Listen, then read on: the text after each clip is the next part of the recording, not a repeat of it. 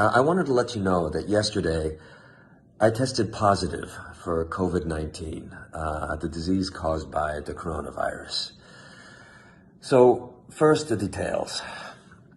For the past several weeks, I was in New York shooting a role on a TV series where, ironically, I play a doctor who gets recruited to a hospital to help patients during a flu pandemic.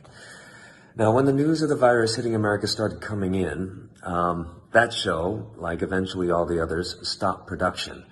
And when it did, the first thing I wanted to do was go back to Hawaii and to my family. Now, it's important for you guys to know that I was asymptomatic during all of this time. But as the flight was close to landing, I started noticing some scratchiness in my throat, which is unlike how I usually get sick.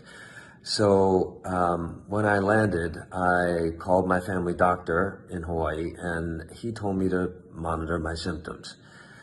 To be safe, when I got home, I quarantined myself in a room in the house and tried to rest on my own.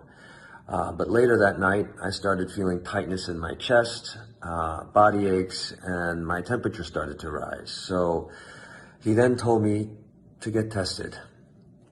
So the next day, I went to a drive-through testing facility that had just opened here in Honolulu, and the test was given to me by some incredibly professional and kind caregivers.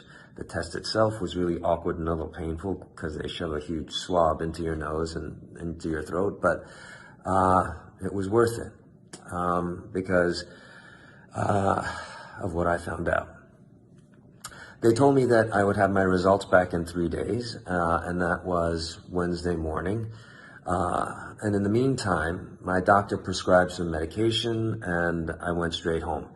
I guess it's worth mentioning at this point that that was the only time I left my house since arriving back in Hawaii. I self-isolated the entire time, and even though I was with my family, I was in an entirely separate part of the house. That part is important for later. So, just so you guys know, I never went to a hospital, but with the help of the medication and bed rest and liquids and, of course, my loving family, I didn't need to. I actually started feeling better the day after, and I started feeling a little better the day after that. And today, even though I'm not 100%, I'm pretty close. So I was not asymptomatic, which is also an important thing to point out. A lot of younger people can carry the virus without having any symptoms whatsoever. That was not me. I was sick. I still am. But thankfully for me, it wasn't a matter of life and death. But even though I'm smiling and upbeat right now, for several days, I was in bed. So for all those out there, especially teenagers and millennials who think this is not serious, please know that it is. And if you treat this without care, you are potentially endangering the lives of millions of people, including your loved ones.